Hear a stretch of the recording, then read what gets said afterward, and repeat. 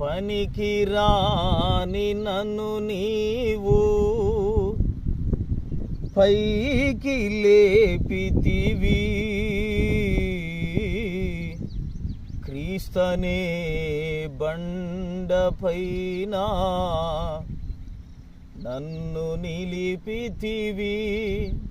నిజంగా పాపంలో శాపంలో పడిపోయిన మనల్ని దేవాతి దేవుడైనటువంటి మన యేసయ్య అలా పైకి లేవనెత్తుతున్నాడు. ఆయన పాపం నుండి లేవనెత్తాడు, శాపం నుండి లేవనెత్తాడు, దరిద్రత నుండి లేవనెత్తాడు. ఈరోజు ఒక సాక్షిగా ఆయన కొరకు ఒక పాత్రగా మార్చుకున్నాడు ఆయన.